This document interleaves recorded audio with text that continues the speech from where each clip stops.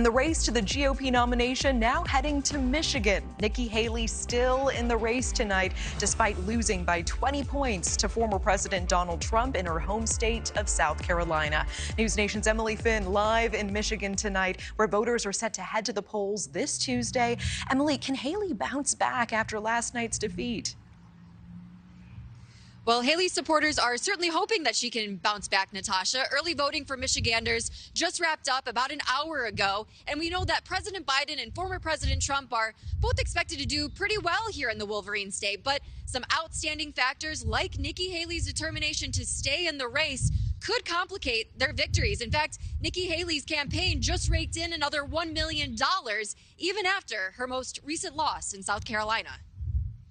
This was a little sooner than we anticipated. It was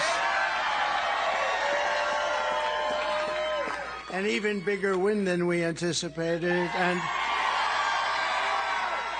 I was just informed that we got double the number of votes that has ever been received in the great state of South Carolina. Former President Trump cruising to victory in the South Carolina Republican primary Saturday night.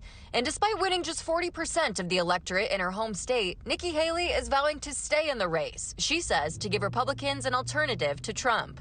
I said earlier this week that no matter what happens in South Carolina, I would continue to run for president.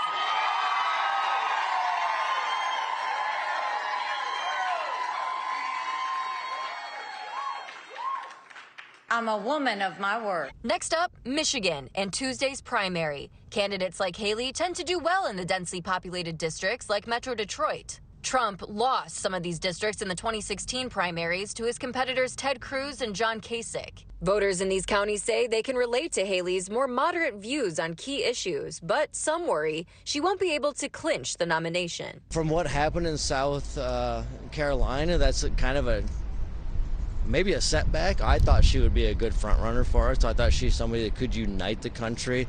Being a woman with a mixed background, I thought would be a refreshing thing for this group and somebody we get behind with maybe a bit more of a conservative approach. Democrats also vote on Tuesday, and for President Biden, he faces strong opposition from young voters and the Arab American community over his handling of the Israel-Hamas war. One group, Listen to Michigan, is urging people to vote uncommitted on the ballot in an effort to voice their concerns with President Biden. They hope this pressure will push the administration to advocate for a ceasefire in the war and end its funding of weapons to Israel. The movement is being backed by several key figures in the Democrat Party, including former Congressman Beto O'Rourke and Michigan Congresswoman Rashida Tlaib. Right now, we feel completely neglected and just unseen by our government. If you want us to be louder, then come here and vote uncommitted. And taking a look at the bigger picture here, Michigan is a huge battleground state for the candidates. Biden won here in 2020 by just 150,000 votes. But you'll remember Trump won. He claimed victory in Michigan in 2016. And it's looking pretty likely that we're going to have another Biden-Trump face-off come November, Natasha. We appreciate the update. Emily Finn tracking this in Michigan. Thank you.